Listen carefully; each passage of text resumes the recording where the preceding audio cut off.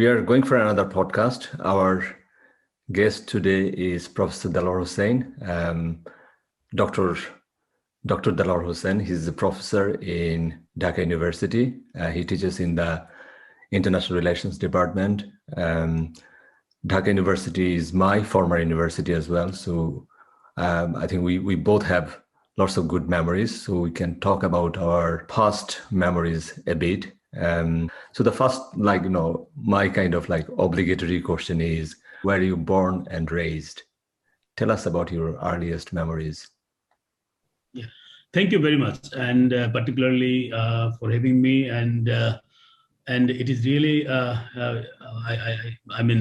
privileged for me to talk to you. And I was born in a village. Its name is Ostogram in Brahmanbaria. And when I was born, the Brahmanbaria was not a district; it was called subdivision. So in Bengali, it is called Mohokuma. So I was born in that village, and then I went to my schools in the sense for my primary school and also junior high school in the same village.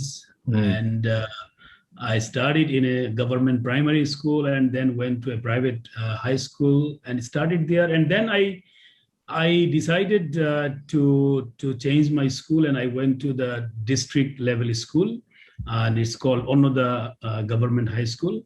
And I did my SHC in business education, that is widely known as matriculation, and then I moved to Dhaka College for my college education. So my childhood is basically confined in my very, very free and life in the village, in the rural setting, and that I really miss. And so you can say that I was there until until my 8th grade of education in the village, and then I moved to the district town. But still, I was based in the village. So I completed my 10th grade education completely in a rural setting in the district of Brahmanbaria. So you can understand, the environment of village in mid 70s onward. When actually I was attached to school life, it was absolutely a different kind of environment, and we could play, we could go around, and we could pass our time in the paddy fields, in the open places, and under the banyan tree. There was a huge banyan tree in the village, and where actually I used to go with my friends, and we passed a very, very memorable time over there.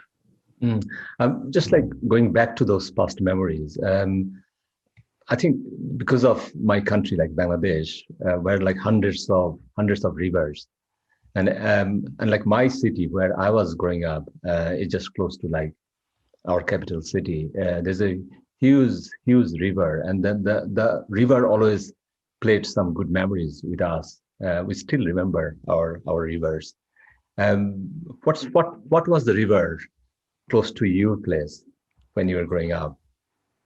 Well, my setting, the village, it did not have a river as such, but it was connected through a canal and connected with two very famous rivers in Bangladesh. One is Thesis, Thesis, Ektinodin Nam, is a famous novel. Still. And the Thesis River, which is actually the river on which the city or town of Brahmanbaria is located. And then our village was also connected with the river Meghna. So it was a sort of connection between the two rivers, Thesis and Meghna, through my village. And in the village, we had a big canal and a very nice canal and full of water. And in my childhood, and I understand, or during also your childhood, I mean, we found the water was flowing in the rainy season, and we had some very traditional crops and also fishing during the rainy season, and that was it's a wonderful kind of scenery in the rainy season. People used to move by boat, and so the canal was also a sort of transportation system for several villages in my locality. Like how often do you go back to your village these days? Well, I mean, it is unfortunately decreasing, but now, I go once in 2-3 months. So I have some connections, and some of my family members living in the Brownbury town, and also some relatives in the village, and also we have our kind of paternal kind of properties and I mean places there. So I go there not very often, but once not in a month, but sometimes in 2 months or 3 months. And also it depends on occasion, because in Bangladesh we have some big occasions like Eid al-Fitr or Eid al-Adha or some other occasions. So I try to go to my village with my family members, with my children, and to see the place, and to actually to look back, to flashback at my past. I mean, like my village was like my grandparents, my father grew up a village. It's not village; it's like kind of semi town called Sunargao. So it's like so the meaning is basically it's like golden village, isn't it?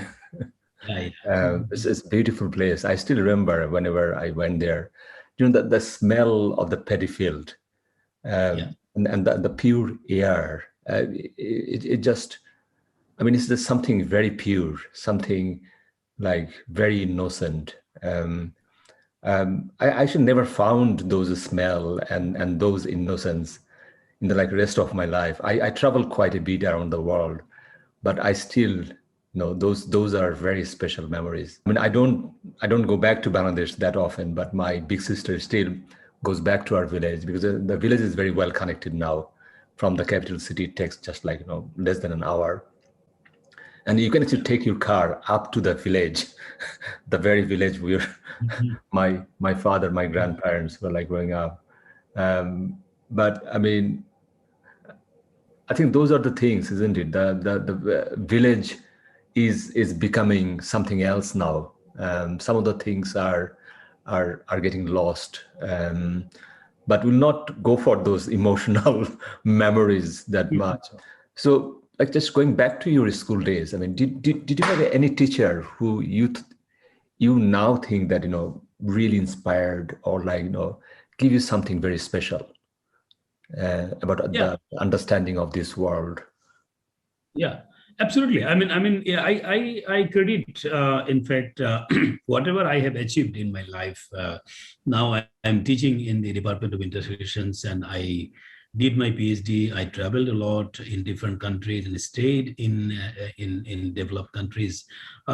Yes, my dream was shaped by teachers right from my primary school that we call in Bangladesh this government primary.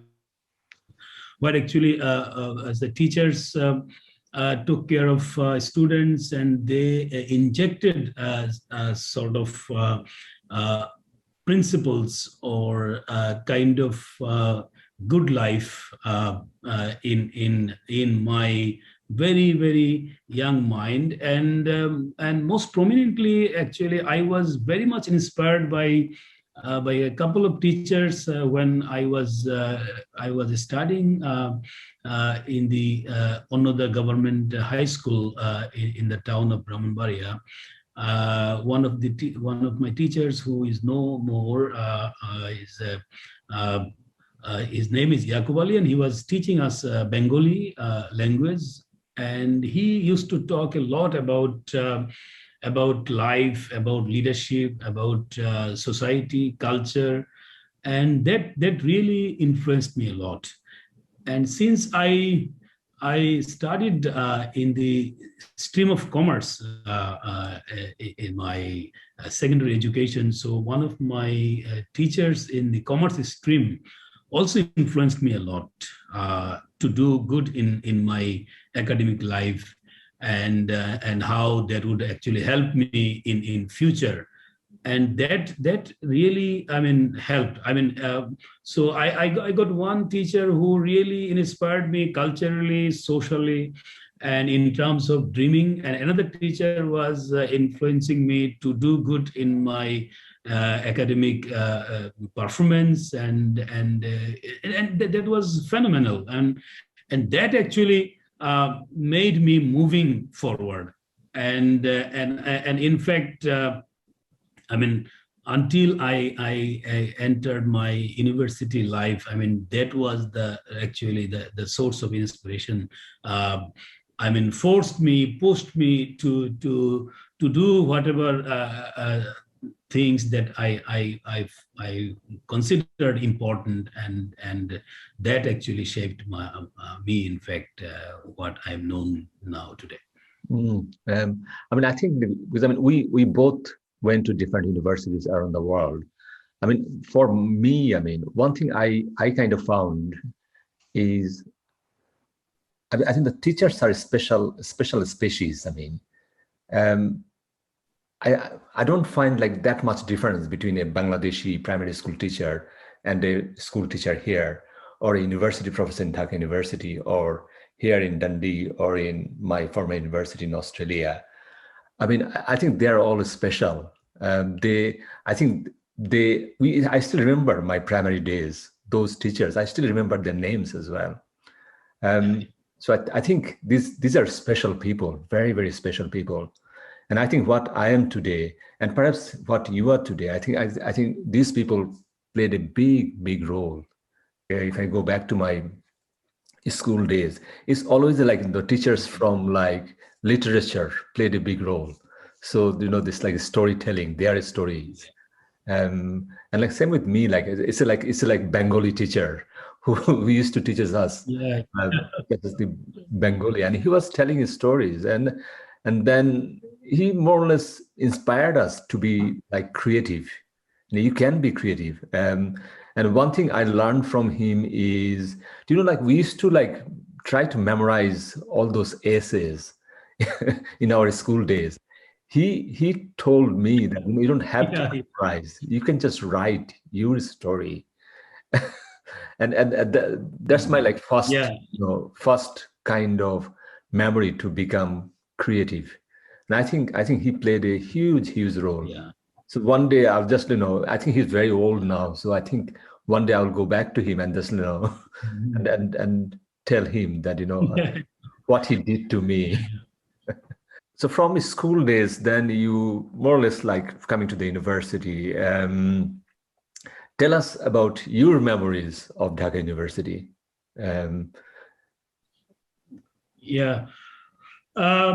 This is a full of kind of drama and events. Just before talking about this, about teachers, actually we can go to big name institutions or very famous institutions, reputed institutions, but institutions are nothing but the buildings or some abstract kind of things. So it is teachers actually who actually make things happen, who actually create students, create kind of personalities in students. So whether it is in Bangladesh or any country in the world, I mean, teachers are the people who actually enter in the lives of students definitely after parents, to influence and to shape up their lives, and that is so crucial. And that's why I mean, teachers are really universal kind of leaders in the society. Well, about my university life, you know, since I studied for my higher secondary education, or what we call college education in Dhaka, and I was a student of Dhaka College, and Dhaka College was very close to, and is very close to University of Dhaka. So I had some smell of political life in Bangladesh during my college education, and also the kind of situation Bangladesh was going through.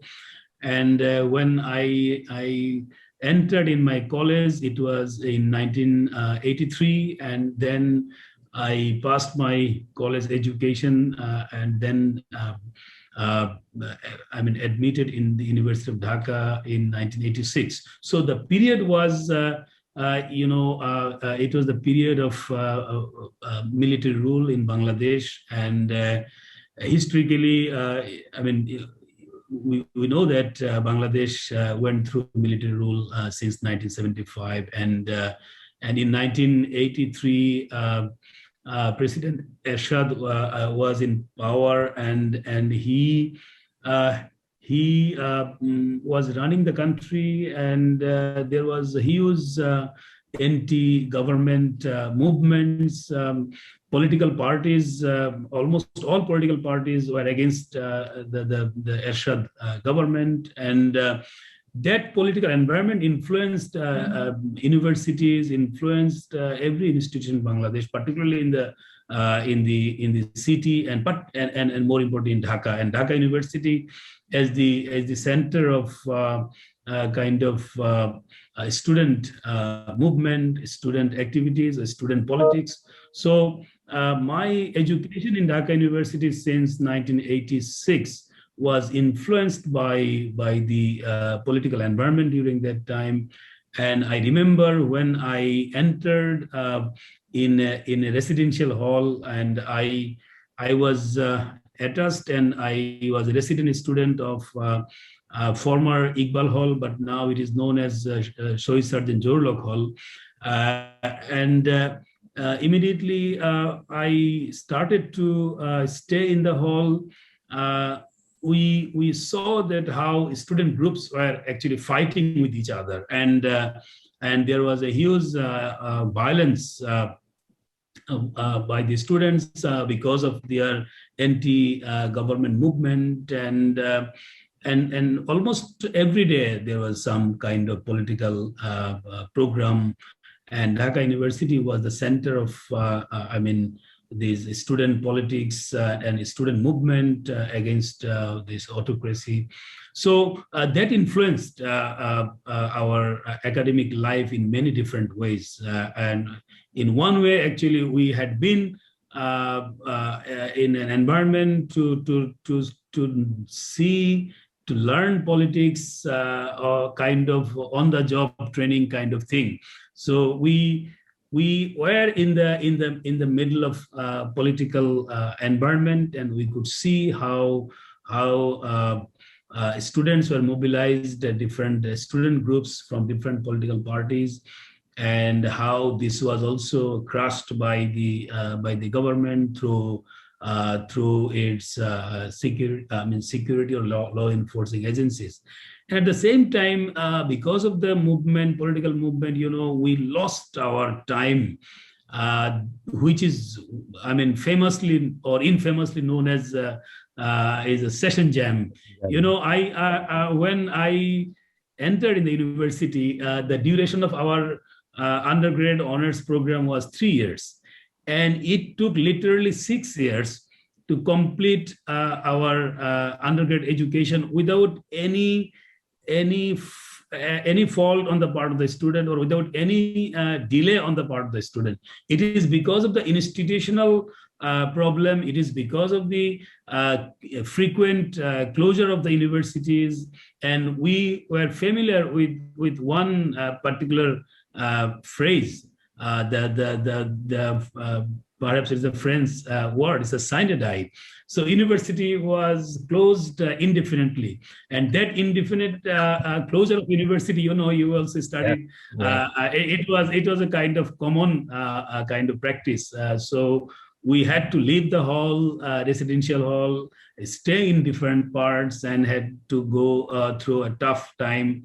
And then after a few months, we come back, and then again as a movement. So it was a kind of politically turbulent time, and at the same time, studying in such time was tough. But students actually tried to make use of the time. And in our time in the university, there was no internet as such, and there was no electronic kind of resources. So we had to move around different libraries, not only in the campus, outside the campus. We had to go to American library, British library, the Indian library, and also the government library in different parts of Dhaka. So it was a time, actually. It's a time of instability. At the same time, it was a time for us, like as a young students, full of blood, and somehow we enjoyed our time in a very, very different way. That's what at this point I can share with you. I can share a bit of my story as well. What I sensed during that time, lots of disruptions in our lives, isn't it? Because Dhaka University was the center of political movement historically. Yeah. It's always there. And then historically, any of those brutal regimes in the past, they always targeted this university, because this is the heart of the movement. Of the working class, of the students, of the people who are oppressed. So so the university is a symbol of that, resistance. And if anyone goes to Dhaka University, the first thing they will see, like 3-4 statues there, isn't it? And these statues are also symbols of resistance, of our independence, of our freedom, and all those like good things, like as a human being, you kind of aspire to be. My memories is like one of the cruel memories, actually. So I was in the first year, and that's the time when this like anti-government protest got really, really huge. So that's this like military regime is almost like crumbling. And one of my actually closest friend actually got killed in a crossfire in the university. I think that was quite common, the amount of people we lost during that time, and our close friends, our classmates. It's just unbelievable. So like when we talk about our universities here in the UK or in Australia, the students here have got no idea what kind of university we went through. It was a kind of war zone as well. So the amount of time we got, we could have got shot. It's just a staggering number. So we are still alive. We are still, talking here. There was a very good chance we could have also died during that time. And I still cannot forgive, because I lost a very close friend. And when he was shot, he was in a coma for 3-4 days, and we were very young. We thought he would come back. He would come back from his coma. Yeah. But he never came back. So that's the brutality of like growing up in a country which is going through this like political turbulence. It was not nice for the people who are young, coming to this the finest like education center, and then they are being deprived of, so like the amount of time you just mentioned that amount of time, it was closed indefinitely, just like unbelievable. So the course is about 3 years. We ended up like, doing it for 4, 5, 6 years. Huge, colossal, system loss there. Yeah, true. Lots of memories from Dhaka University, but Dhaka University kind of, that's our formation period. We became suddenly we became adult. Suddenly we saw the real world, real fight, real survival things. I think, there are lots of bad memories, but also it kind of built us. It kind of, more or less made us like, what's the right word? This like kind of survival mode. We knew how to survive in a like war zone. So I think we're trained well, but at the same time, the actual education, I think those are very special people. My university professors, I still remember them. I'm still in touch with like some of them. They are amazing people. But also these are the scholars. I think they are like more like universal. They are like global citizens. They don't belong to any particular country. So they serve the humanity wherever they are. So you then like finish your degree, and then did you like join the university straight away, or did you wait a bit? Did you go for another industry, or did you just like straight away become a professor in your own university?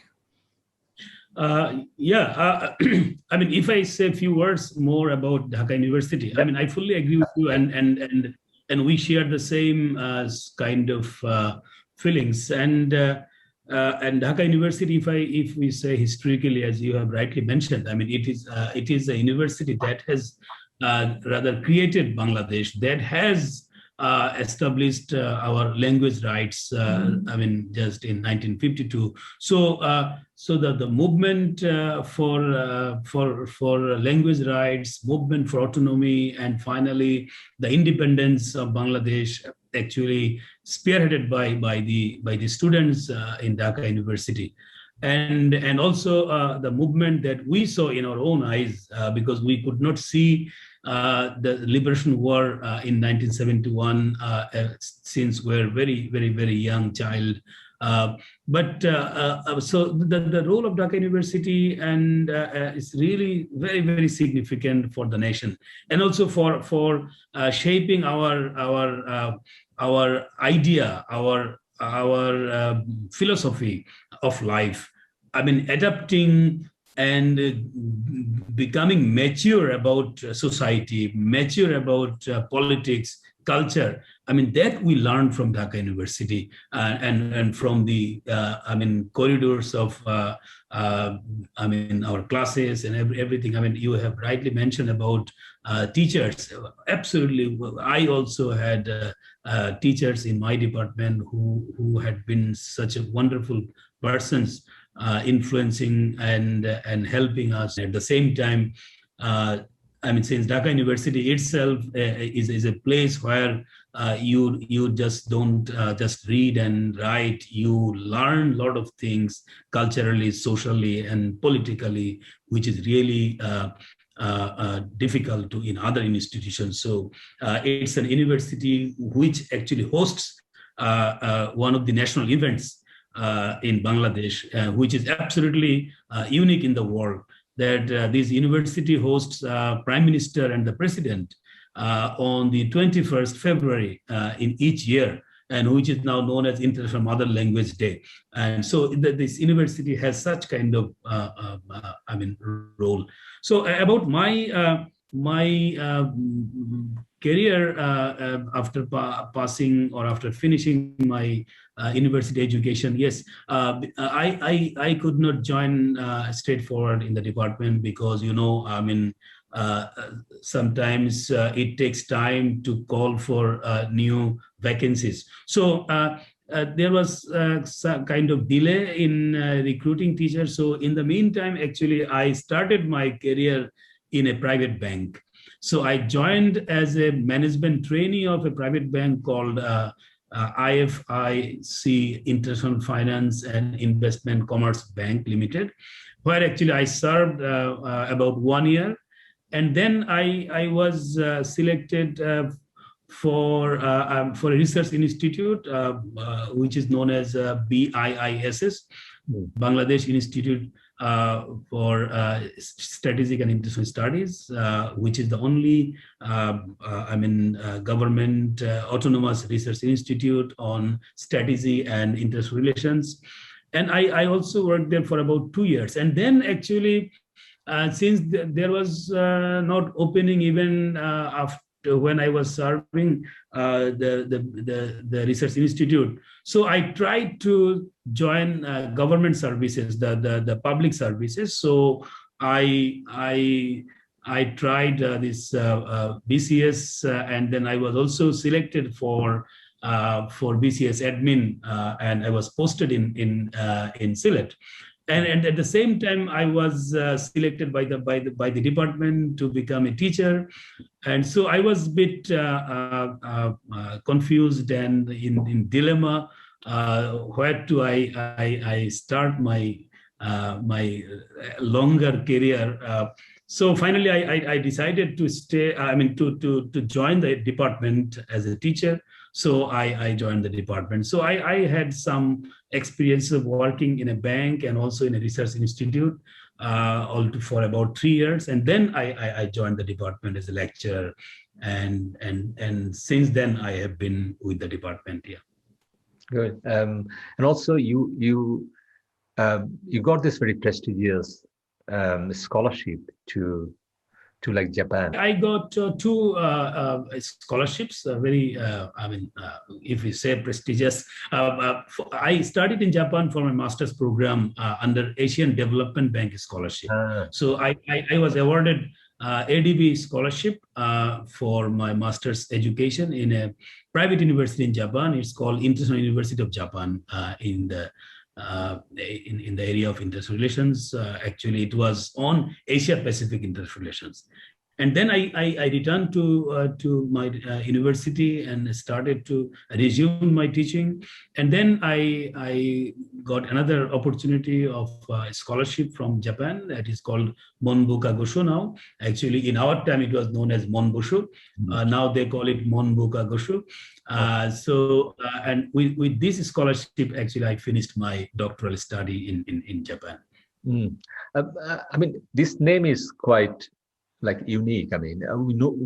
We knew this scholarship from our younger days, very prestigious, and like the people who got this, they are really good scholars. What's the background of this scholarship? Now they call it Monbuka Gosho, and this is basically the name of Japanese Ministry of Education and Science. So it is the national scholarship of Japan awarded from Japanese Ministry of Education. So this is and they select people from different countries in the world. It's my thought was always it's linked with some famous name or some. No. It's not like Fulbright. It's not like Fulbright. It is all those things. Yeah. Former colonial rulers, So yeah, good for Japan. What's your any particular memory in Japan? Any? Memory meaning of course. Studying in Japan was a privilege, and it was altogether a new experience for us because of course we studied and we had wonderful teachers in Dhaka University, but when we go to a developed country to study, the institutional environment is different. The number of students is different. So when I When we studied in Dhaka University, we were, say, 100 students starting for master's program. But when I went to Japan and studying for my master's, and it was only 15 students or 18 students. So the first shock was the number of students. And then the environment and the sort of, facilities to support the students in terms of environment, in terms of library, in terms of teaching, in terms of structure of the program. And also there is something special about Japan also. Japan is a society where actually things are so much planned and so much kind of disciplined, and also as a campus was absolutely a very, very different and it's a beautiful campus. And interestingly, the campus of my my master's program in Japan under ADB scholarship, it was in the rural setting. It was just in a village of Japan. So a village in a very developed country, and the second largest economy in the world, economic superpower in the world, when I went to Japan. So you can understand, the setting, the rural setting, and also the train station of Shinkansen. So the Shinkansen, the most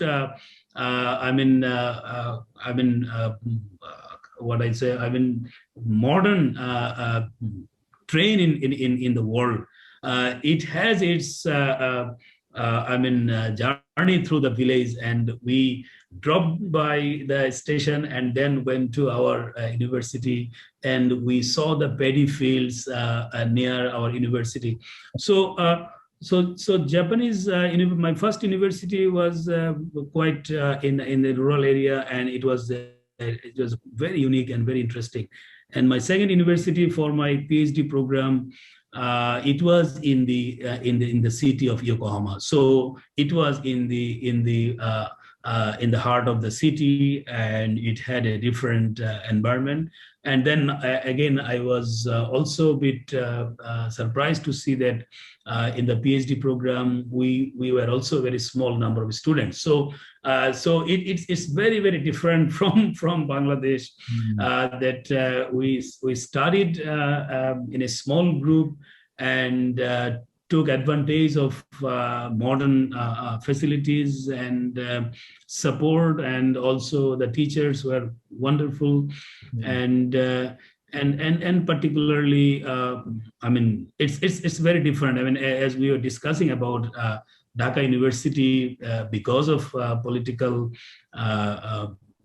background, political environment in Bangladesh, we had to extend our academic life by years. And then when I went to Japan for my PhD and master's, it was altogether a different experience. So it was quite interesting socially, academically, and journey when I first entered in Shinkansen, the high-speed train in the world.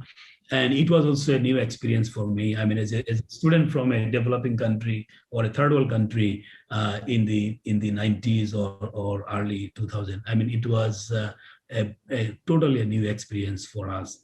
And also in Japan, my family was with me for some time, and my children were there. They learned Japanese very quickly. And my daughter, my eldest daughter, went to Japanese school, and we did not bother about her. In Bangladesh, and parents have to follow their children for their safety and security, even when they study in the college or even university. But my daughter was there just preschool or pre-primary kind of student, and she went alone, and she stayed there, and she was learning things. She went to different gardens, agricultural fields, as just 4 or 5 year student. So that was also a kind of added kind of thing happened in my life when I was in Japan with my family also. Mm-hmm. I mean, it's quite interesting. Like, I mean, if any country has got that kind of facilities, then any country can be as good as Japan. The way the countries are and the all those educational institutes are around the world. So when you talk about Dhaka University, we have got a master's program, got over 100 students. But here in UK or in Japan or in Australia, we saw like my master's program in Australia, just like 12 students. I mean, it's just almost like one-to-one session. So you can see like how much you can gain from that small setting and very close setting.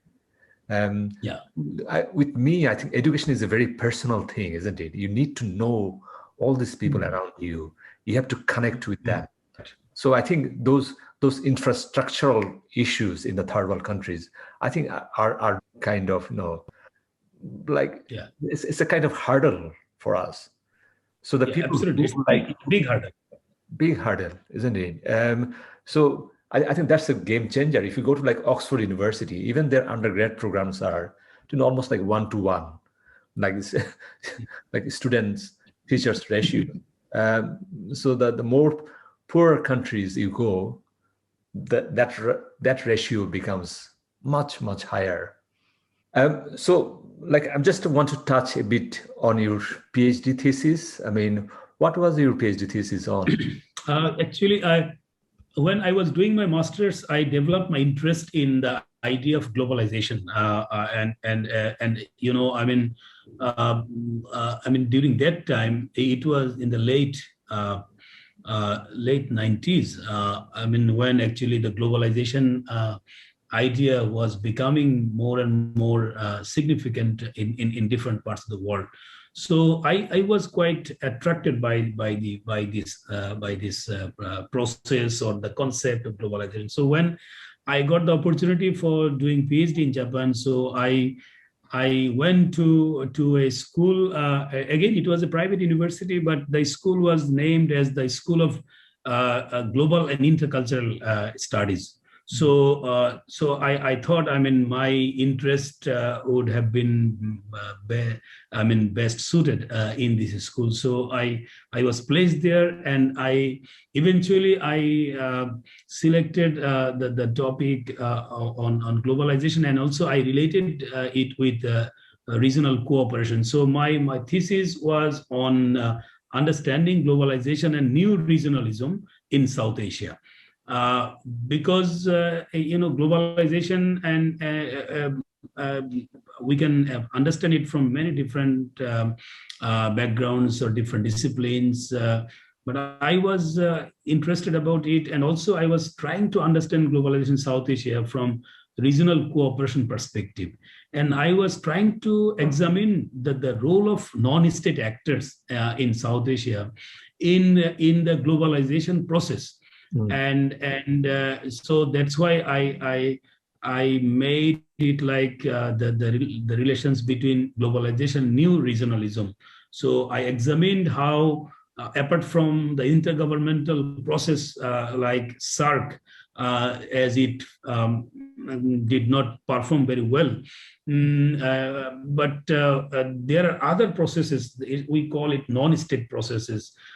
We could see that South Asian region was witnessing increasing human networks, increasing networks by civil society organizations, increasing networks of different countries from outside South Asia involving in South Asian affairs. So the idea of sub-regionalism, idea of inter-regionalism, and also idea of civil society having a role in creating kind of regional identity in South Asia. So I wanted to explain it with the theory of globalization. And that what I tried in my PhD. So it was in essence to understand the process of globalization and then linking it with regional cooperation process in the changed context, where actually the issues of trade, issues of the role of civil society, the role of extra-regional powers or countries in the regional cooperation process, and also the limitations of intergovernmental cooperation process as Sarc was trying to play. Just like going back to this, like, I mean, the Sarc, this is like a regional organization in like Asia. So like the countries like India, Pakistan, Bangladesh, Nepal, Bhutan. So these are the countries kind of member of this organization. And it's been there for some time. It was established in 1985. Yeah. So it's still, I mean, so if you compare this with like European Union, so it's quite new. Yeah. But again, like with any kind of regional organization, it has got problems because of, the issues about sovereignty, and then, every country tries to maximize their position. Do you think, I mean, this Sarc, this regional organization in the subcontinent, do you think it's growing in terms of in a positive way, or do you think it's still a long way to go? Well, yeah, it is quite unfortunate and ironical to see that South Asia, a region of 8 countries. I mean, when Sarc was established in 1985, it was 7-member organization, and now it is 8-member organization by inclusion of Afghanistan as the 8th member. And yes, there is no doubt, and there is no way to deny the fact that South Asia could not achieve much regional integration through Sarc. So from that point of view, Sarc could not produce much positive outcomes in terms of making the countries in South Asia together and integrated. And even today, South Asia is known as the least integrated country in the world. And so Sarc is now in a kind of standoff situation. But the problem is not Sarc. Actually, the problem we see in South Asia, I mean, South Asia has not been confined with Sarc even. South Asia has attempted other organizations. Now we have BIMSTEC. It's called Bay of Bengal Intersectoral Technical Cooperation Organization. So this is also not working. I mean, in the expected level. And also there have been some sub-regional cooperation processes in South Asia, like Bangladesh, Bhutan, and Nepal and India, and also there is a entity called SASEC, South Asian Sub-Regional Cooperation, the economic cooperation. So we are, I mean, ironically observing that South Asia could not flourish, I mean, with regional cooperation. Of course, individually, South Asian countries have developed over the last 20 years in terms of economic growth. But when we want to see the integration at the regional level, it is still at the lower level. And the problem of regional integration in South Asia, it is not that Sarc or BIMSTEC or other organizations have not been able to move forward. It is actually the political, the regional security environment in South Asia has not changed much after the end of the Cold War. I mean, South Asian countries, particularly relations between India and Pakistan, which have been confined to the Kashmir conflict. And then we have the post-colonial, I mean, conflicts on history, on culture, on ethnicity. I mean, all these have not actually, I mean, made South Asia, I mean, regionally very closed, very integrated. Rather, we could see the bilateral disputes, bilateral contentious issues have come to the minds of leaders. So somehow regional cooperation with Sarc or under Sarc, I mean, has not taken the momentum. Although, I mean, Sarc has seen more than 19 summits, and it has a wonderful institutional mechanism. I mean, if we see Sarc as an organization, I mean, it is the first organization that adopted anti-terrorism convention back in 1987, when actually the issue of terrorism was not much discussed in the world. So Sarc, in terms of adapting or I mean becoming creative or innovative, addressing I mean social security and political issues, I mean it took a number of initiatives, but unfortunately, I mean those initiatives were not implemented by the member countries. And one of the failures of Sarc is that Sarc I mean initiated a free trade agreement in 2006. Now it is 2021. I mean, over the past 15 years, we have not seen much trade cooperation in South Asia. Still, I mean, South Asian countries have only 5% intra-regional trade within the region. So, South Asia is really a very, very unique. And what I say, it is a sort of South Asian exceptionalism that we see in the world, where actually countries do not move together, while other countries, other regions. I mean, we can forget about the success of EU. EU is far ahead of any regional organization. I mean, whether it is ASEAN or SADC, even many organizations that came after the creation of Sarc in Latin America or in Africa, early 90s or late 90s, they have rather succeeded a lot in promoting regional cooperation. But somehow South Asian countries could not, I mean, make use of regional integration for their common challenges or overcoming the common challenge in South Asia. We know in South Asia, we have challenges of poverty, we have challenges of infrastructure, we have challenges of this connectivity, and challenges of climate change in today's world. It is so huge in South Asia. So it's really a complicated and complex scenario in South Asia regarding regional cooperation. I mean, with me, like, I mean, it's such a huge potential there, isn't it? So if you compare this with the European Union, so the European Union has like 500 million people. It's a huge market. I think it's almost like 23% of the global market. So it's huge force there, powerhouse. And if you compare this with the Sarc has to be like over 2 billion people there. It's a huge market.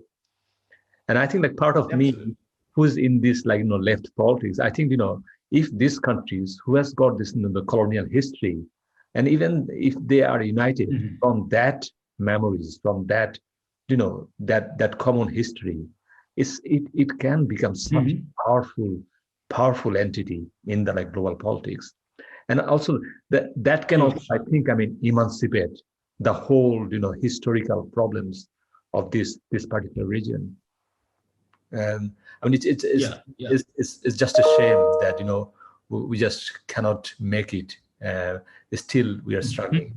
But I think part of me also think that it's like this like north-south divide. Perhaps, the global north needs a bit of poorer global south. So, I mean, that kind of fits in that global, this like capitalistic kind of dynamic. So they wanted Sarc to be weak, to be poor, so that, the global north can exploit the global south. So that's the kind of bigger structural problem there as well. So it's a complex area, I mean, that you mentioned, but I think the unity is absolutely important here. If they want to, get those like breakthrough, then become the leaders of the world. It's possible. It's really possible. Yeah, I mean, you have rightly pointed out, the problems that South Asia is facing today. I mean, these are all, I mean, almost 99.9% are the colonial legacies. Absolutely, it is colonial legacies. I mean, all the bilateral problems or all the issues that you just catalog 1, 2, 3, 4, 5, and you can all relate to the very legacy of colonial rule, and also the ways India was partitioned, the way South Asia was left by the colonial masters, and I mean that in that point of view, actually, the global North and global South. I mean, absolutely, the global North has sort of a responsibility, or I mean, I would say responsibility to see these things and helping. I mean, not just helping in the sense that it is a kind of charity, but it is a kind of question of justice. It's a kind of question of historical kind of justice, where actually, I mean, the positive role of the global North can help in many parts of the world to overcome some of the very historical and very cultural problems, or even territorial problems. I mean, which actually cannot lead to these countries to a very good positive kind of destination. So it is a kind of suicidal kind of disputes or conflicts that South Asian countries or some other countries are being involved. And now we can see the competition of different countries in the age of globalization and this capitalist kind of society. It is making countries to forget about some of the issues that influenced their history or their society through the colonial kind of legacies. Now they want to move forward and to achieve the so-called economic growth, but they could not make their regions safe and stable. And then they again involve in wars, involve in conflicts, so they cannot actually move despite their economic progress. So I think, countries in a region, what we see to some extent in Africa or Latin America, and of course in Southeast Asia. I mean, it is really important to look forward and to create a sort of common platform at regional level, so that those issues of past should be overcome through cooperation. That's very insightful. Just like going back to you, like the professional kind of your role as an IR theorist. Always I'm kind of big fan of Kenneth Waltz or like John Mearsheimer. So these are my two favorite like scholars. I always kind of tell my students just like read Kenneth Waltz and like John Mearsheimer, and then you will be super smart. You can explain lots of things like what's going on around the world right now. Who's your favorite theorist, or any particular IR theory? You want to talk a bit on that? Well, it's the more I study and I read theories, and I teach theories in my department, and I have been teaching for quite a long. It's really difficult to subscribe to a particular theory, but I agree with you. I mean, some of the theories are very smart and very handy for some people, and as you have indicated, theories of Kenneth Waltz, which is structural realism, and Mearsheimer, who talks about offensive realism. So broadly, they are within the realist paradigm. But when I sometimes find merits in their arguments in certain situations, but then we see in today's world, things are happening in such a complex and contradictory way I mean, I find lots of relevance of constructivism. I mean, Alexander Vand, I mean, I don't say, I mean, it can deal everything, but the idea of constructivism is really important to me, and of course, I mean, in some cases we can also I mean explain the ideas of Michel Foucault, or ideas of this I mean, Gramsci. I mean, particularly Foucault and Gramsci also have also contributed to post-structuralism, or to the critical theories that also help to explain lots of phenomena, social phenomena, human phenomena in the society. But I think, I mean, we cannot actually rule out the relevance of different theories, whether we call it mainstream theories or alternative theories. I mean, we have to now see things at more micro level. So then one has to subscribe to feminism, or has to subscribe to green politics, or subscribe to kind of everyday kind of politics. It's a very micro level kind of understanding. But mainstream theories like realism or new realism, or mainstream theories like liberalism or new liberalism, particularly, I give credit to new liberalism in international relations for some time, because you see the role of international organizations, the role of non-state actors, even the role of global civil society, I mean, came through a theoretical paradigm which is more in the line of new liberalism, and how we can actually undermine the contribution of Robert Keohane or Joseph Nye, I mean, who talked about interdependence, complex interdependence, who talked about soft power. So the idea of complex interdependence, idea of new institutionalism, idea of soft power can also help us to promote cooperation, to promote sort of common kind of understanding. Then again, I mean, when we see the divide between North and South, the divide within a region by the big powers and smaller powers, then we have to I mean, bring Kenneth Walls or Marsheimer to explain why a country is behaving such an aggressive way when it has no problem with its security or its resources, why it is becoming more hegemonic, more dominant. Then Marsheimer explains it. Well, this is offensive realism.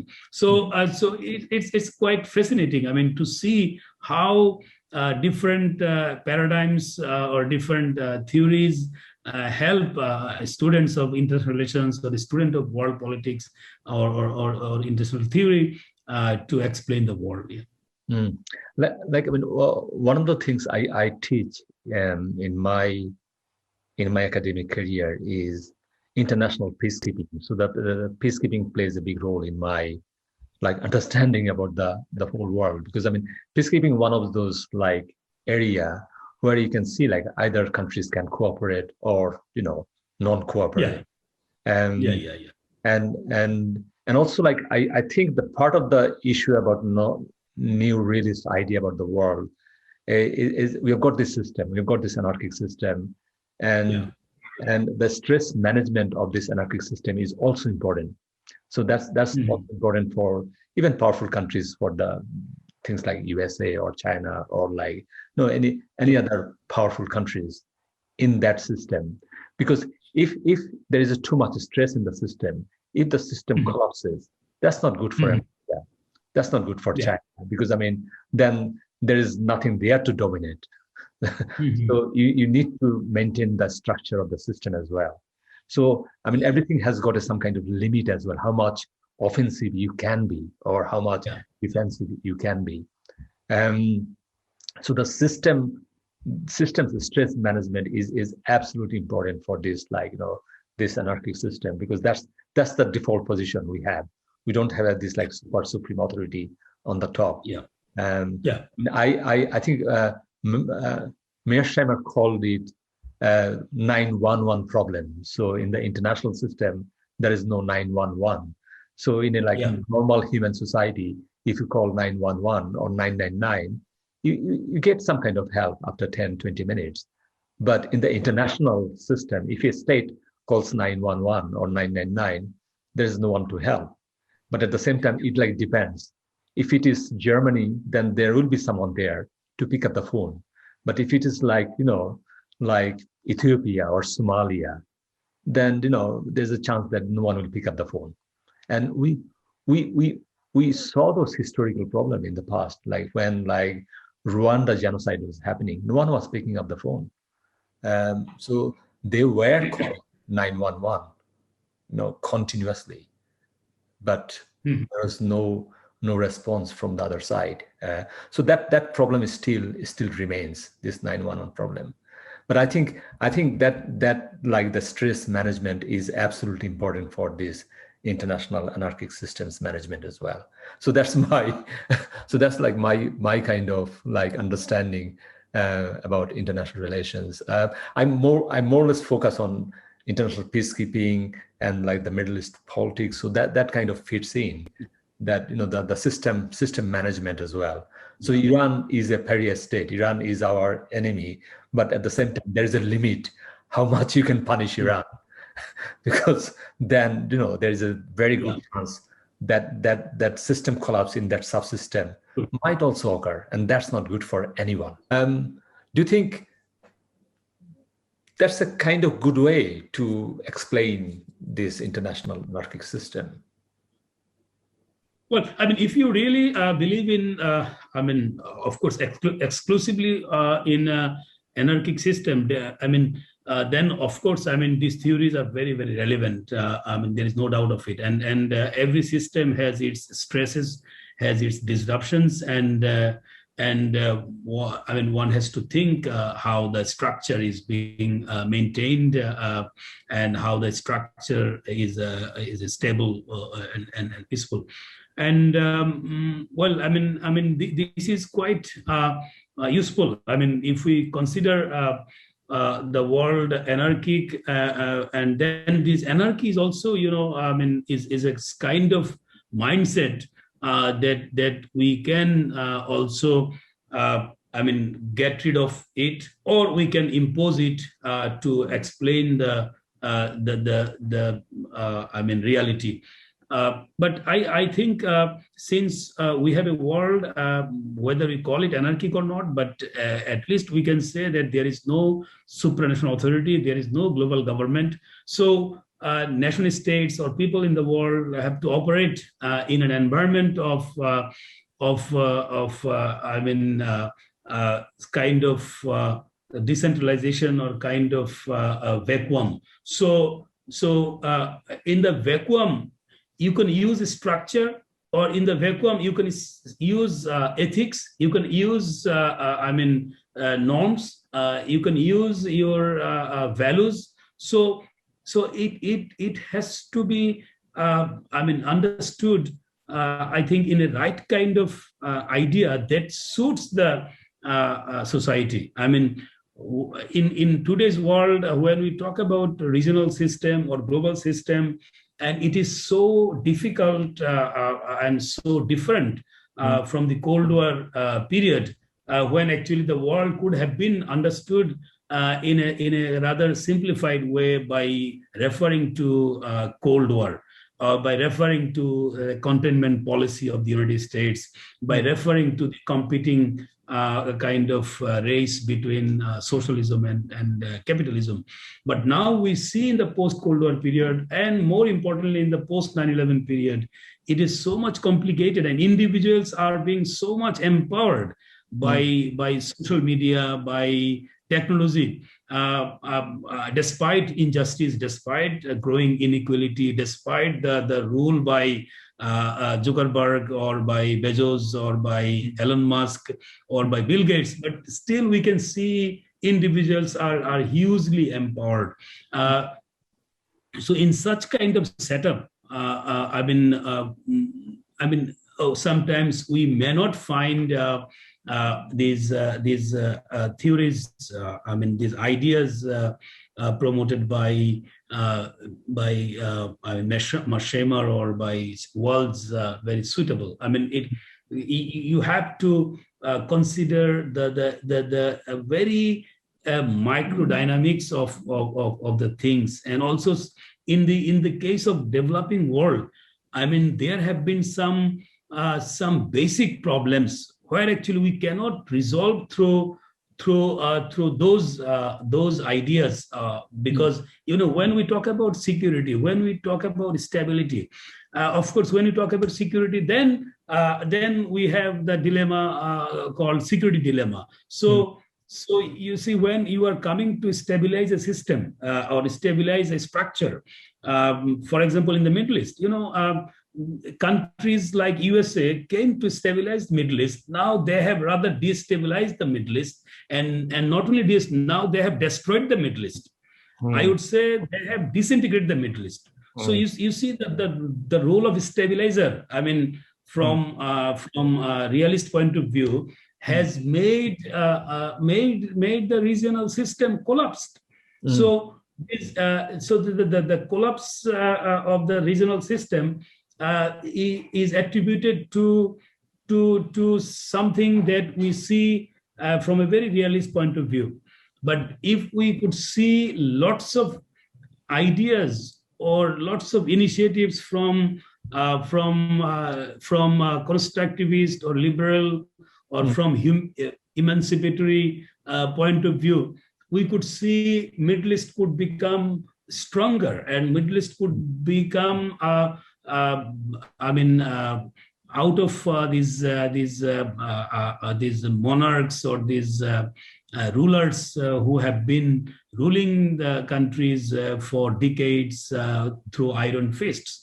So now we have seen that the Middle East has unraveled, and it has become a region of permanent instability, permanent disintegration. Look at the civilization in Syria or in Iraq, and also Libya has also enormous contribution to global civilization. So it's really complicated and really fascinating. That's the beauty of the study of international theories or relations, and I really find it fascinating. When you teach international peacekeeping operations, it is also an arena where you can see lots of politics, lots of diplomacy, work, and so it's full of paradoxes. With these paradoxes, actually, what we see, there is an attempt of subjugating or controlling one part of the world by another part of the world, one group of countries by another group of countries. This typical competition, that we saw in historically for centuries, is being played out in different ways. That is a civilizational issue, and that is an issue that we should resolve, or we should think of in different perspectives. Especially the world we are seeing now. I think that's like post-Second World War world, so dominated by the West. So they are still playing a big role there. So things happening either positive or negative. In both aspects, the West played a big role. So in terms of Middle East, of Middle East politics, this disintegration of Middle East politics, it always came from this West, either disruptive policies or this interested. All those politics have been there since Second World War. So that brings another question. Recently we are seeing the rise of China. So China is now more or less trying to consolidate their position. around this like global, this like system. They are in North America, they're in South America, they're in Africa, they're creating all those Belt and Road things in Asia. So it looks like China is on the move. I mean, bring back like John Mearsheimer. I mean, he wrote a like very interesting piece a couple of years ago. The title was "China Will Not Rise Peacefully." So basically, if China wants to rise, that rise will be, cut short by the West, especially by the USA. And like recently, you wrote an article on China. I think I'll just like bring it like with like a screen share just to show a screenshot of your article. So just like give me 2 seconds on that. So that's the article published in Modern Diplomacy. The title was Quad 2.0 and its military exercise in the Bay of Bengal, strategic significance. So like from that like point, like the China cannot rise peacefully, and your article, I mean, can you give us some kind of insight on like this like China's move? Yeah. Well, I mean, it is a paradox when we talk about China, because if we see officially China talks about peaceful rise, and China pursues a diplomacy. I mean, in a way, I mean, that is not much interventionist apparently, but the world that China is kind of living and becoming powerful day by day, and as you have indicated about the rise of China, which is now almost a reality. So that rise, well, China at some point of time, China definitely enjoyed a friendship with the Western world, and we call it Sino-American rapprochement in late 1970s, and China thrived through its very friendly and very, cooperative relations with the West. But over the last 1 decade, the paradigm has changed, the context has changed. I mean, the kind of strength China has already accumulated in economy or in military. I mean, that has made China's neighbors to its global competitors a bit kind of concern or threatening position. And then recently we have seen how China has been embroiled with South China Sea dispute with the regional powers and also the United States, and also we know the Taiwan situation has been deteriorated, Hong Kong situation has been deteriorated. So the Western world found China is becoming more and more assertive. So that China is saying a peaceful rise. On the other hand, the Western world is finding China is becoming more and more assertive. So when China as a sort of dragon is flexing its muscle, and particularly we know, I mean, the Western world changed its kind of pivot that was actually masterminded by Barack Obama, that the so-called Asian pivot. So the center of global power politics or global economy moved to the Pacific, moved to Asia. So and Asia, where actually China is becoming more and more powerful. And then we have suddenly seen the deteriorating relations between China and India.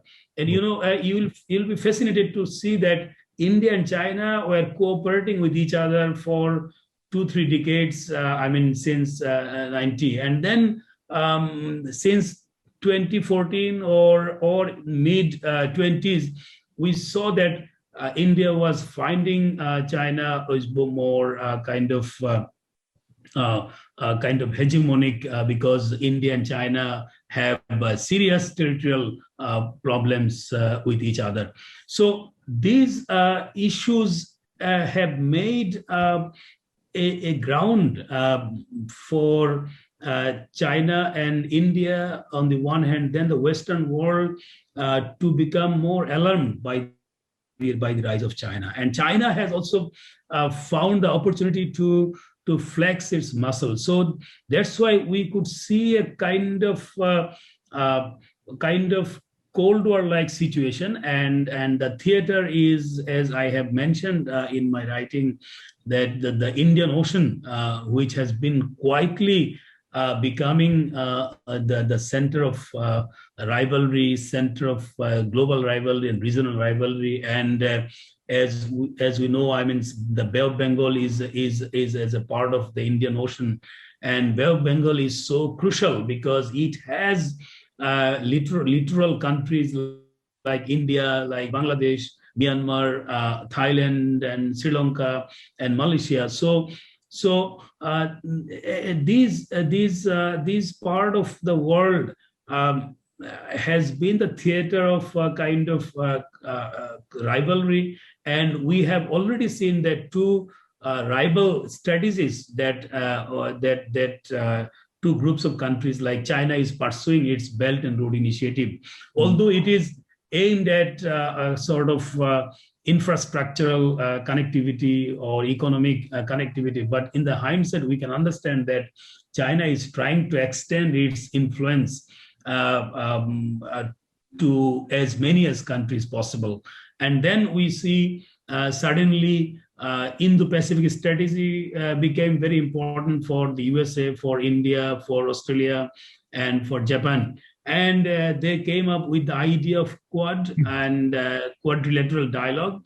So now Quad 1 and Quad 2, particularly 2, has become much more, vigorous in the sense that countries like Germany or UK or some regional countries, Vietnam, and some other countries are also becoming more attached to this idea of Quad, but they have not become part of Quad. But since they have very good relations with the Quad countries, so now the Bay of Bengal as part of Indian Ocean is emerging as a new kind of theater of regional and global rivalry, and where we can see countries of Quad and China are in serious kind of competition or serious kind of competition is very much softer term, but rather they are in a kind of rivalry, what I would say, and it's a kind of Cold War situation. Actually, China finds the attempt by Quad as sort of containment, and then China's activities in this part of the world, India and Quad nations are finding it much more invasive, interventionist, and making China to the era of Middle Kingdom that China is becoming a sort of empire in the world. So now we could see that a new kind of global race, which is not absolutely new, but it is new in the sense that as a student of international relations, I don't think we were much concerned about such kind of containment or such kind of rivalry just 10 years back. Of course, people talked about those things in the fringe or on the margin, but now we could see things have come to the mainstream. Things have come to the forefront. So I wanted to indicate that the recent military exercise, which is called Malabar naval exercise by the Quad nations, as a sort of indication that China's rise definitely China might say it peaceful, but it would not be that peaceful, not only because of China, but also because of global politics, because of the kind of realist, nature of international relations that we have historically seen in different phases. I mean, we have seen how the British power faced rival European powers despite concert of Europe. How Napoleon faced rest of European powers. And then we saw First World War and then Second World War. And then we saw how US faced former Soviet Union, and former Soviet Union faced United States in their global design or the global reach. So now we can see that China is becoming a global power and an hegemonic power, and that definitely has invited already a hegemonic power, the United States, with its long experience in the Cold War period of how maintaining the grand strategy and containing powers like the Soviet Union, former Soviet Union. So now, since we see the economic, equation or economic configuration of power has changed a lot, because now it is not just a handful of European powers or Western powers. Now it is a handful of powers who are mostly from Asia, and also some from Africa and Latin America, but mostly Asian. I mean, if you see the league of powerful countries in the world, I mean, definitely China, India, and you have to mention about the names of South Korea, names of Indonesia, and even Thailand, Malaysia are also quite significant. And then the country like Brazil also is very, very significant, and you have Russia in other part of the world. So now it is a multipolar world that we often try to argue. And this multipolarity is not globally played. It can be regionally played in a very bilateral, very bipolar way, and it can be played globally in a very multipolar way. So when it comes to regional way, then we can see lots of tensions and difficulties between China and India, and it can be a very, very bipolar kind of situation in Southeast Asia and South Asia. And then we can extend it to a multipolar world when we capture countries like USA or EU or UK in this kind of making their presence or their influence visible. So that is something I think strategically very important for the future of the world. Yeah. Thank you. I mean, that's quite a bit of good understanding about the whole thing and the things in terms of China's rise. If I bring some other perspective here. So if you talk about US's defense budget is almost $1 trillion now. If you talk about 20 years ago, the China's defense budget was not big. Now we can see it's almost $500 billion. It's almost $500 billion. So it looks like China wants to rise even in terms of defense as well. Not only the economic side of the stories. Obviously they are doing well last 20, 30 years in terms of the economy. It's China is booming. And on the other hand, the West and the US's role in terms of economy is not that much positive. So obviously, a couple of boom bust cycle the West had to face that did not help. So you kind of mentioned that China obviously wants to rise peacefully, but at the same time, from the West's perspective, they will not allow China to rise peacefully, because if China wants to rise in terms of defense way, then the USA will not like that idea. So the USA will disrupt that position. So that means, the rise, the peaceful rise, will be disrupted by the USA or their allies in a kind of war conflicts way. So that The China has to face that kind of grand battlefield. So China will not rise, the way they really want to rise, some kind of peaceful way, and then everyone will respect China. That's not going to happen. USA will put pressure on China, and it looks like China already consolidated serious power in the South China Sea, and now moving to the Indian Ocean. So I think that these are kind of red flag for the Western, this post Second World War Western domination. So I think, do you think, am I right to say that in the next 10, 20 years, we'll see more conflictual kind of situation, so that the peaceful rise will be seriously disrupted by the West? Yeah, it is not only by the West. Maybe it is also by China's moves also. It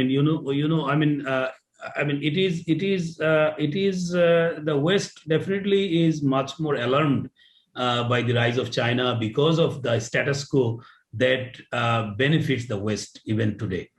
China has benefited from the status quo, but China now wants to change the status quo. If we see the so-called global power system, so if you want to change the status quo, definitely it hurts the West. So West will try to prevent any kind of effort to change the status quo. And then when China is trying to change the status quo, naturally China has to go aggressive, has to go a bit offensive. So that actually collides, and that creates the confrontation.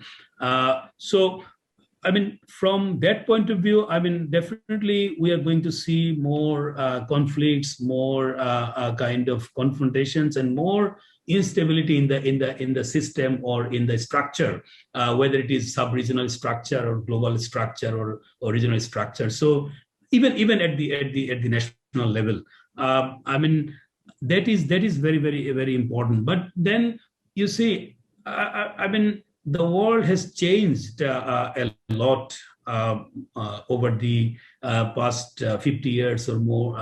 Or more. I don't know.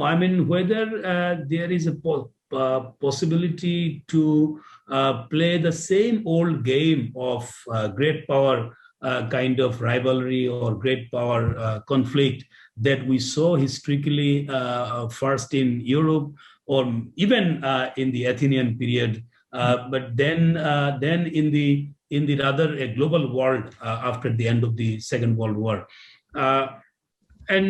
Or whether we can see some civilizational intervention by the highly empowered, global civil society or people in the world or the media in the world.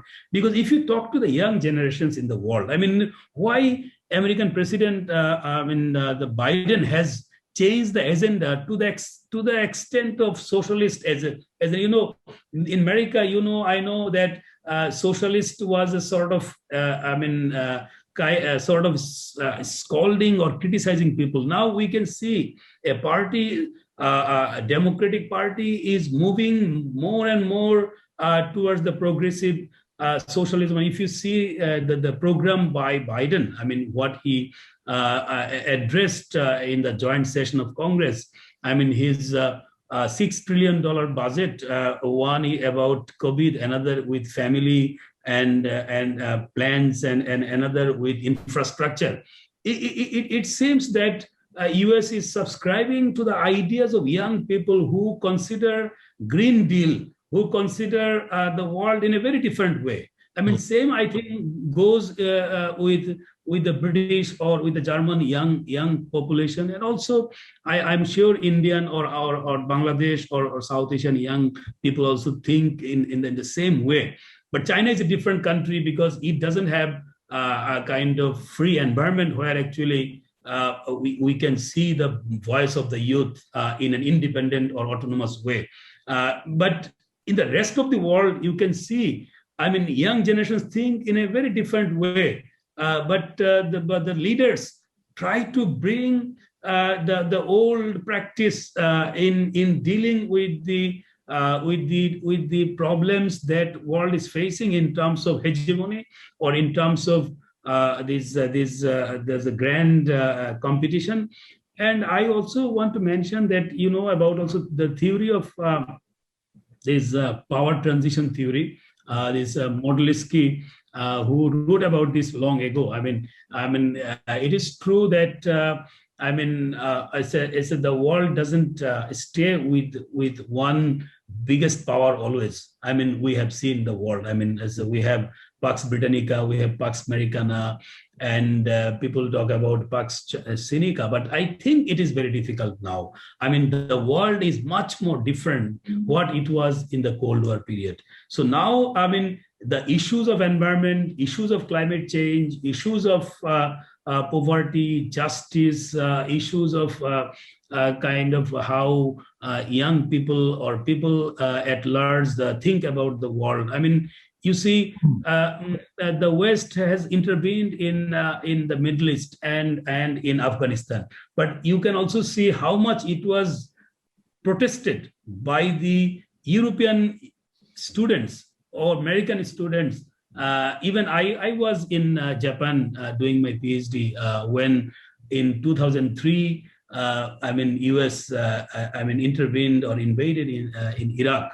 I saw how Japanese students in Tokyo University or different universities protested against this. So even the political spectrum in many of the Western countries also in a way thinking the world in more civilizational way. And the withdrawal of American troops from Afghanistan is also another interesting example. That has to be studied a lot, because after having stayed for decades, they could not even change the very tiny country like Afghanistan, which has no, nothing as such comparable with any of the powerful countries in the world. But they could not actually make things happen in Afghanistan, except the killing of Osama bin Laden. That could have been done in any way. So it's really a difficult time. China has to understand that also. Chinese leadership has to understand that the way US became a hegemonic power, China could not be a hegemonic power in the same way. It is absolutely a different world, different generation of young people. At the same time, the resistance from the existing great powers, and according to the power transition theory, they will try their best to stop the disruption in the global structure of power or the status quo. Especially when you mentioned about this idea about climate change politics, especially. So suddenly the world is facing this existential crisis. Absolutely. In the next 20, 30 years, if you don't do something, the whole thing is gone.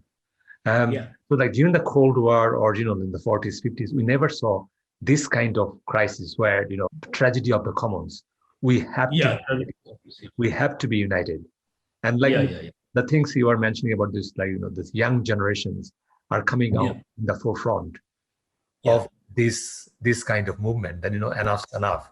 We need to, look for the real problems rather than, all those war or conflict and all those things. I think for the West, especially, I think going to war is very difficult now because you will get serious amount of resistance on the ground. I still remember in 2003 during the Iraq war, I was in the protest march. So we are talking about millions of people on the street. But still state could have gone for the war because of the 9/11 and all those emotional, things were involved there. But I think in future, I think that 1 million will be 10 million or 20 million. Will be much more difficult. But also this socially connected the world, there's a kind of common theme about the younger generation around the world. I think they can connect more. They can speak almost the same kind of language as well about their aspiration, their future, their understanding about the world. So I think so. This like Biden's move towards more socialist idea about America. Yeah. So that I think so. These are the kind of things coming out because of the need of the time. Yeah. Yes. Because of the pressure on the ground. Because of the pressure. Yeah. I mean, this like this idea about neoliberal model. It looks like it has got problem now. So the more social side of the world, the more social side of the story of our existence in this world is like coming to the forefront. And I think these are good news for our society, for the world, for our humanity's well-being. And the things you mentioned about the China is kind of they need to catch up in those area. I mean, like both of us, we are academics and we write lots of references for our students. Yeah. I mean, recently I had this like experience. I was quite surprised.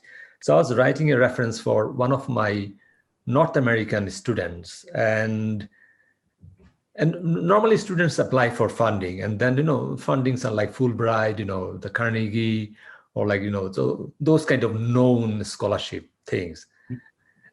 I suddenly found that it's a different name. It's something like CGIS. And then I kind of digged a bit more that, I mean, what's this scholarship about? And suddenly I found that this is scholarship actually provided by China in North America and like South America. So obviously like China has been reading like things like, Joseph Nye's idea about this is smart diplomacy, the smart, smart soft power. Because China also understands, it's not only the power or the economic, this like, I mean, muscle flexing, but also the soft power. They have to connect to the people, the real people on the ground. So I think the sooner the China understands, the better for the world. We talked quite a bit. We talked about our history, past. We talked about, our academic life. We talked about the China's, this rise of China, the global politics. We covered quite a bit of things. So like, I think we both are busy. You are busy also. So that one last comment for like also, ask my other guests as well. What will be your advice for the future student, like who are, coming to the university and, like going through this kind of courses like international relations or this kind of social sciences stuff? What will be your advice for them? Well, I mean, I think the greatest advantage of becoming a student of institutions is that one can become extremely open to different ideas. What we need today, and even yesterday, and also in future, we have to be very open to ideas, open to different theories, different concepts, and then we can act, we can behave in a right manner. So of course we'll gather knowledge, we'll become more and more sort of skilled or gifted or equipped with degrees and ideas. But what we need in this world, we, because of time constraints, we could not cover. Because we see the world is becoming more and more also intolerant, more and more also suffering from some narrow kind of views about life, about society, which actually the world resolved much earlier. The role of race, the role of religion, role of nation. So we need to get rid of that. We need to, of course, we'll have our own states, own nations, own cultures, but we need to develop a global awareness. We need to develop a sort of very, very tolerant and resilient world, because the world is integrated, the world is interconnected. Much more than any time in the history. So we have a historic responsibility to actually deal with this very interconnected, very integrated world with a very, very open and a kind of a civilizational view that we need to protect the world, we need to protect the humanity. and although we could not make time to discuss some of the things that are happening in Myanmar, and where we see that we talked about the great power rivalry, we talked about this Bay of Bengal, we talked about the Quad and China, but we can see how the irresponsibility China or India or even some other great powers are showing to the people who have been victims of genocide and ethnic cleansing, the Rohingyas. So, these are the things I think our students, our young generation should take into consideration. Make the world, of course, it is an integrated world, but make the world more and more tolerant, more and more resilient, and more and more livable. From environmental point of view. Thank you. These are absolutely important points. That's one of the things I always tell my students. Just be like, be like human in your approach, in your study, in your education, in your dealing with the everyday things. Sometimes we just forget that the part of us, the Homo sapiens, that human beat is so important. Just to be kind to each other, and then think beyond those sectarian ideas about our own small world. And I think that's the breakthrough we need to have at the end. I call it that a special kind of mode of life, which is called like nirvana. So if you want nirvana, you have to have. And I think education is absolutely important to get to that kind of start that journey. So read. We have to read, and then we can live beyond our time, culture, space. That's the kind of ultimate human being, isn't it? Can live beyond their narrow space, narrow ideologies, narrow nationalism. Because at the end of the day, the Homo sapiens have got this common thread, and that's humanity. And we can live together. We really can live together. Historically, we live together. Some of the things we can see, just created recently. Suddenly we feel that, oh my God, I have to protect my tribe. That doesn't make any sense. Historically, we never bothered to, but also this idea about border, idea about, who we are, who owns this country or who owns society. These are all, just construct, the things you talked about, this constructivist idea. So these are just constructing every day, but we can live beyond those construct and connect with our common thread, the humanity. So I think with that positive note, Professor Delwar Hossain, so we can stop here, but this is not our last podcast. We'll come back and then more focus on Myanmar. I think we both are interested in Myanmar. That's our research interest as well. So I think we can talk more on very specific topic like Myanmar in our next podcast. But thanks for your time. This is very special for me. Thank you so much. Yeah, thank you so much. Yeah, it's really wonderful. To discuss a lot of things, and thanks for creating the opportunity. Thank you. Thank you very much. Thank you. Thank you, Professor Delwar Hossain. Thank you. Bye.